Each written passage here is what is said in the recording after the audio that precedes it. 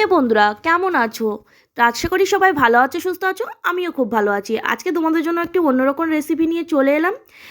আজকে রান্না করতে চলেছি পালং শাক, আলু, বেগুন, গাঁটি কচু, এমনকি মূলো দিয়ে তেলাপিয়া মাছের একটি সুন্দর একটি তরকারির রেসিপি।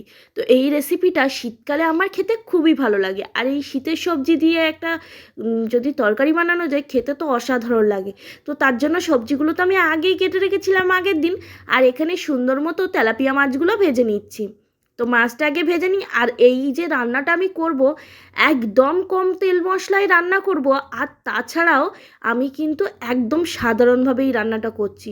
এখানে আমি কড়াইতে সামান্য 1 চামচ পরিমাণে তেল দিয়ে দিলাম 5 ফোড়ন। দিয়ে দিচ্ছি একটা ছোট্ট সাইজের পেঁয়াজ কুচি। এবার ভালোভাবে মিক্স করে নেব। আর এই রান্নায় কিন্তু আমি শুধু কাঁচা লঙ্কা দিয়েই করেছি, কোনো গুঁড়ো লঙ্কার ইউজ করিনি। তো দেখতে থাকুন।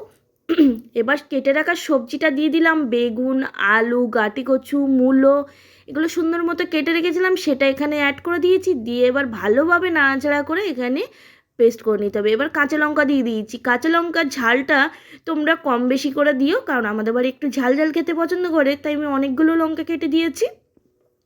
তারপরে একটু আদা গ্রেট করে দিয়েছি 1 চামচের মতো, মানে চা চামচের 1 চামচের মতো আদা গ্রেট করে এখানে দিয়ে দিয়েছি। এবার সবগুলোকে ভালোভাবে মিক্স করে নেব। এখানে রসুন দিলে ভালো লাগে, যেহেতু আমাদের বাড়িতে অত মশলাপাতি খায় না, তাই আমি রসুনটা এখানে ইউজ করিনি। দিয়ে দিলাম লবণ, আর দিয়ে দেবো স্বাদ অনুযায়ী হালকা 1 চিমটি পরিমাণে হলুদ। হলুদের পরিমাণটা কম রেখেছি যাতে পালং শাকের কালারটা আরও সুন্দরভাবে আসে। তো যাই হোক, এবার সবগুলোকে মিক্স করে ভালোভাবে কিন্তু নাড়াচাড়া দিয়ে ভেজে নিতে হবে। আর বেশিক্ষণ ভাজবো না, হালকা একটু ভাজাভাজি করে নেবো সবজিগুলোকে। বেশি ভাজার দরকার নেই। এই যে রান্নাটা তা খুবই তাড়াতাড়ি আর খুবই সিম্পল হয়ে যায়। যেহেতু আমি সকালে খুবই সিম্পল রান্না রাখতেই পছন্দ করি, তাই আমি তোমাদের সাথে একটা সিম্পল রান্নাই শেয়ার করলাম। আর এখানেই দেখতে পাচ্ছ দিয়ে দিলাম পরিমাণ মতো জল। জলটা একটু বেশি পরিমাণেই দিয়েছিলাম, কারণ সবগুলো সবজি ভালোভাবে যাতে সিদ্ধ হয়ে যায়।